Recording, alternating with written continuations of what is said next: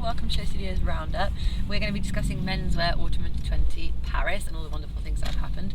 I'm Showstudio fashion editor Georgina Evans and this is Showstudio content editor Calum Knight. Hiya. So let's dig in. We're talking about Paris itself. Been a bit riotous, been a bit crazy. Beginning of Paris was strikes, traffic has been crazy, there's been a lot of missing shows and running around like headless chickens. But that didn't deter anyone because the weather's been really good. Ups and downs. Ups and downs with the weather.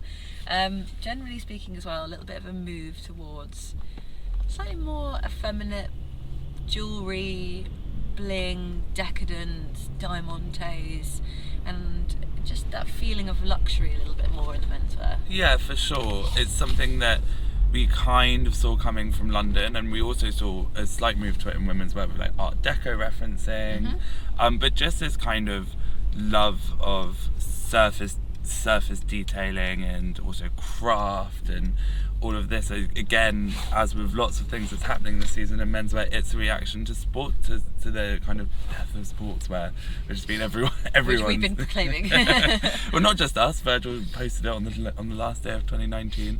But you know, after years of tracksuits and trainers and graphics, just to have kind of these sumptuous textures again and these really boldly embroidered fabrics. We are seeing the kind of height of this at Dior, which was a tribute to Judy Blame, which of course was all about trinkets and metals and clanking, you know, the sound of lots of things clanking together. Opera gloves. Yeah, total pearls. Opulence. You know, but then also if you look down to but over to Louis Vuitton with Virgil, he's even going for this really slender suiting, quirky little buttons and really delicate details. A completely different collection for Louis Vuitton and Virgil, really. If you could think of the last season, it was much more streamlined, much more slick, much more slim. Just even in the fact that there was so much suiting. Yeah, it was, you know, and just these really considered bags. You know, they're really, you're looking at shape and structure in such a different way. Whereas before, quite a lot of surfaces were just for branding or just for the seasonal logo. Whereas actually, there's been a real shift away from that and a real shift back to craft. Shift away from trainers to completely aside from a few, I think at the odd here and there, basically null and void now, trainers. Yeah, no trainers in Dior.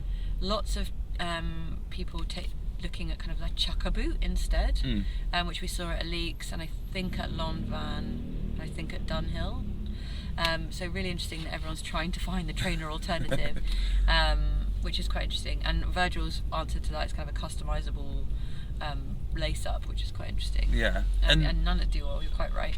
But to be 100% fair, we've been in the showrooms and there's lots of sneakers that just weren't in the collection, because they're still definitely selling. It's, you know, we proclaim the death of streetwear, but by no means is it going away. It's just not. Take a while to stamp out. Yeah, well, it's just it doesn't seem new anymore. So brands who are trying to be kind of at the forefront.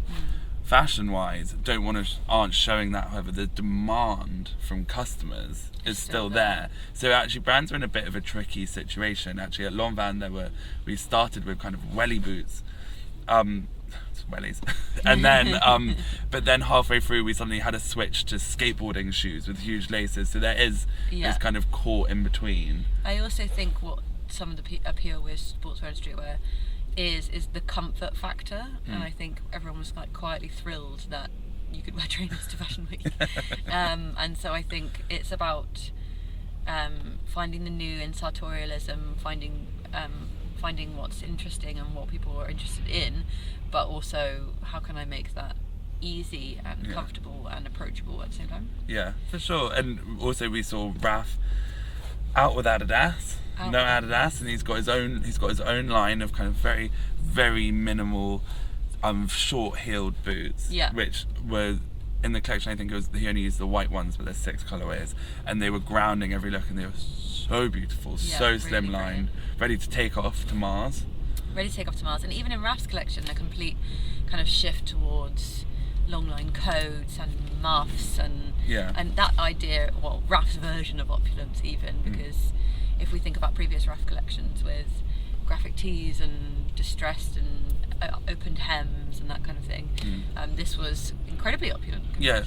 And totally streamlined as well. Actually, and that's another thing, super clean lines are coming out again. We've had baggy and oversized and all of that, but actually we're getting a lot of very clean tailoring and very clean knits and just a real kind of minimalist. It's minimalist compared to, it's not actual minimalism. But these really minimal shapes that really just focus on a graphic line or on kind of a shoulder curve. Or the way something cuts, or the way you interact with it. For example, at Namacheko, really beautiful cuts, really beautiful shapes, but just you can turn something and roll them around and it buttons on the back, and just that focus on the way it's made, the line it makes, the way it's adjustable has been quite a theme throughout Paris, I think. And whilst people are toning it down in some ways, the shows are still the shows. They're still absolutely mad. We had Louis Vuittons up in the clouds with 6-foot paintbrushes. Yeah, giant surreal sewing needles and scissors. And you got a private gig from FKA Twigs. I got a private performance for me. No, FKA Twigs performed at Valentino, which was incredible, really amazing.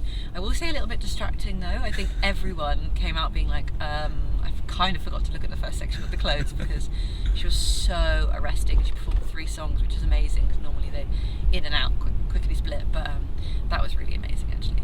And then romantic.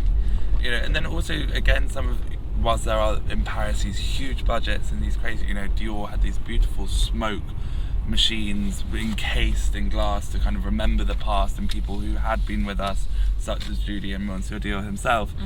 Other brands had really, really simple, beautiful sets, such as Namacheko again, in a very kind of unsettling, slanted room that we're all sat along on this curve, just simple tricks like that make you really pull you into a collection and take you somewhere. Yeah, absolutely.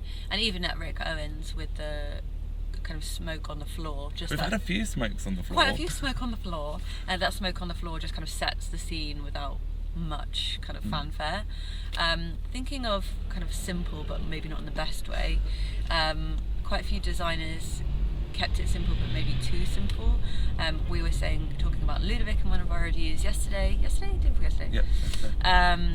While everyone's kind of moving into this gorgeous diamonds, crystals, Swarovski embellishments, and everything's got a little bit of a bling sparkle to it at Loewe as well. And we did have that at Ludovic. There was an element of too simple. A few designers I think have gone.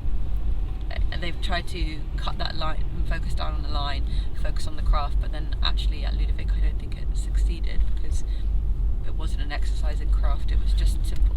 Well, there's also possibly this idea that the people the designers who haven't been interacting with sportswear, such as Ludovic, probably are feeling, it's my time. Everyone's going to be, and maybe slightly resting on their laurels, whereas the brands that had been interacting with that customer have to really, maybe really pushing themselves to start this new chapter. Yeah. So maybe that could be an explanation. I think ALYX handled that very well. Brilliantly. Considering they're one of the brands that were arguably in the eye of the storm during the streetwear sportswear frenzy of the past 6 years. But this collection was so much more refined and really soft and inviting. But without losing them, and by no means are we sitting here saying every brand should do the same thing, should follow the same trends. Each brand needs to work for themselves, and there are brands such as GmbH that have continued to do, no matter where the trends fall.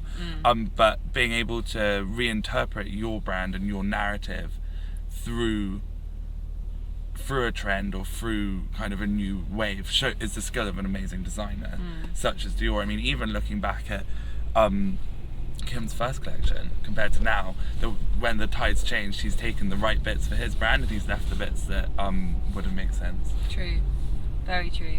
A few other little things of note. Comme des Garçons, really exciting show, but Instagram has been flooded with controversy because the hair was slightly problematic. It was lace front wigs in cornrows on both white and POC models. The inspiration for this was actually Egyptian hair, but unfortunately it took a little bit of a bad time. Yeah, well, also Comme des Garçons that doesn't have a great history. No. with representation within its shows. Furthermore, I understand they were saying it's about Egyptian hair. However, we had amazing Egyptian headdresses from Rick last season, or Egyptian-esque, and it wasn't to do with hair, so it was totally avoidable. Yeah, it could have been done. So that was a bit of a bum note on the collections. But Not a bum note, very exciting. London takeover. We had some of our favourite designers from London showing in Paris for the first time this season. Huge buzz. Kiko did an absolutely beautiful, refined collection that took, I think was the best of both. Actually, was the best way for him to continue his brand and the people who have been supporting him for years in London, and also present to a whole group of people for the first time. I think he really managed to distill what makes his brand so exciting and bring it to a larger audience. Yeah, and then there's Craig. Tears. And then there's Craig. Tears, rounds of applause, standing ovation in some parts of the room. Just exceptional, and it was such a joy to see Craig's emotive, romantic, like just incredible craft in Paris and not lose its enchantment. It was just as magic here as it was in London, and we're just thrilled that all the people who are fans of Craig who haven't seen it before now had the chance to. And it really shows what an amazing brand Craig's built, for people to come into that room, some having been at every single show since his graduate collection, others never having been able to access a show because it's been during London Fashion Week, and sit there in reverence and in excitement for what he was about to show. It was really palpable being in that room, and it was just a white room. There was no set, just stark white, and just these really emotive protection, like kind of padded and protective clothing, then exposed arms through these beautiful wire kind of structures that he had created, and then you explained it so beautifully. The last looks that are quite out there if you just take them on face value. Yes, the kind of, Craig always has these wonderful structures at the end, but these were so kind of delicate, light fabrics, and he was saying they are as if windows, as if you're the individual looking out into the window. Maybe you catch a reflection of yourself. What does that look like? Or maybe you're the voyeur looking into the window, and how do we feel about windows? And do we need a window in a house to make it a home? Do we always need a window to look out? Are we looking at ourselves? Are we looking out for other people? Are we searching for something? Honestly, once you start, you can't stop. But there's just such an amazing, and that's just the last 3 looks. Every single piece in this collection just had something that was unraveling, and you can just see this flow chart of where Craig's mind had gone and how that had landed and come into this really amazing sculptural piece. Yeah, I mean it's been a pretty big season in terms of shift, and as we've said across all the reviews, the big kind of head off is kind of sartorialism versus sportswear. People falling within the extremes, some people totally ignoring the other. Other people are kind of falling in the middle, but actually there seems to be a lot of excitement around menswear again, and for the last 2-3 years we didn't speak about Vetements. Oh my god! Before I was about to wrap up. Lots of excitement about menswear and Vetements. First Vetements show without Demna Vasalia. Kind of crazy, kind of amazing, kind of bananas. I think it's divided opinion quite a lot. I find it a little bit difficult just because it's so familiar to us already, because it's been going for so long and it's not necessarily reinventing the wheel. However, that's also part of the joy of Vetements, is that you can tap into that world without having to buy Vetements. The presentation was so fun, having kind of celebrity, what do you call them, impersonators of Kate Moss and Naomi Campbell and Mike Tyson. Angelina Jolie and Snoop Dogg was all really entertaining and brilliant, and actually this was one of the better Vetements collections of the past couple of seasons, but I am still a little on the fence about the brand. I think this was a great kind of line in the sand, and kind of marking of time, and also Demna did a huge amount for that brand, and his brother's still there. It would be weird of them to totally go off in a new direction and not give some kind of recognition to the fire he lit under that brand. So I think this was a nice line in the sand, and I'm interested to see what they do next season, because they only have 6 years of archive, so they can't keep reissuing, and well, I guess they could keep reissuing and reworking, but it will get pretty tiresome pretty quickly. So a kind of great full stop on the end of one era of Vetements, but you know, I think is actually down for next season, where we really see where the brand's going to go. I think generally speaking, next season for menswear is going to be a bit of an indicator, because this does feel like the interim of where everyone's trying to redefine themselves. New decade, who are we? New decade, new me. New decade, new me. Who are we? What do we want to be? What does our brand say about us anymore? And so I think Vetements is kind of a good point of reference, but actually generally speaking over menswear, I think quite a lot of people are doing a similar thing. So new decade, new us. And that's our Paris roundup. If you want to see more specific in-depth reviews for each of the brands, head to SHOWstudio and enjoy those. See you soon.